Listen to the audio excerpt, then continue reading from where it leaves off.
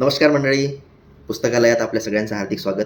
आज आपण R. R. Tompe लिखित आणि शब्दवेध बुक हाऊस यांनी प्रकाशित केलेलं बुद्धकालीन स्त्रिया या पुस्तकाविषयी चर्चा करणार. तर या पुस्तकांमध्ये गौतम बुद्धांच्या काळामध्ये किंवा ते ज्यावेळेस हयात होते, त्यावेळी त्यांच्या जीवनामध्ये कोणकोणत्या स्त्रिया आल्या होत्या आणि त्यांचा कसा प्रभाव त्यांच्या जीवनावर पडला किंवा त्यांच्या विचारांमुळे त्या स्त्रियांच्या जीवनामध्ये काय बदल झाला, याविषयीची माहिती या पुस्तकात दिलेली आहे.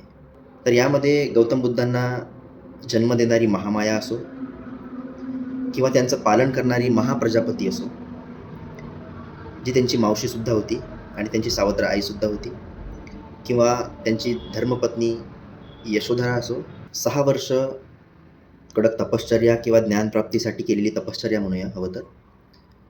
त्याच्यानंतर गौतम बुद्धांचा एकदम सापळाच तयार झालेला असतो. एकदम त्यांचा म्हणजे कृश शरीर झालेलं असते. ज्या झाडाखाली त्यांना प्राप्त झालं, त्या झाडाखाली ते बसलेले असताना त्यांचं एकदम कृश शरीर पाहून एक महिला त्यांना खीर आणून देते. तिच्याविषयीची माहिती या पुस्तकात दिलेली आहे, जिचं नाव सुजाता आहे.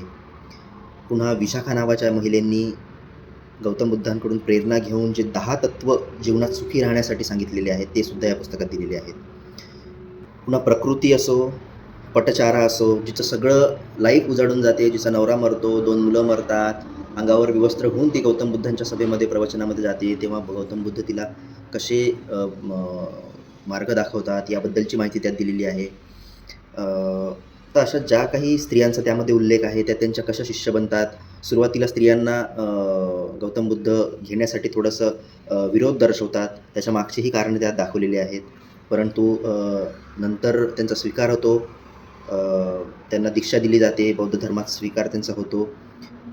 अशा छान छान गोष्टीमध्ये एकदम हॅपनिंग बुक आहे. त्याच्यामुळे हे पुस्तक ज्यांना छोट्या छोट्या छान छान गोष्टी वाचायला आवडतात, त्यांच्यासाठी हे बुक खूप छान आहे.